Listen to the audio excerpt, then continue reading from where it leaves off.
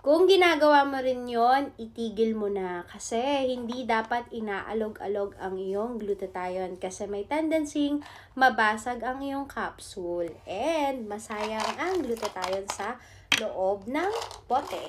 So, ito si Glutamelony Advanced White times 10. 4 lang yung kanyang ingredients, ginkgo biloba, melon powder, and glutathione at vitamin C. Ito, wellness, beauty, and health supplement po siya. 1, 2.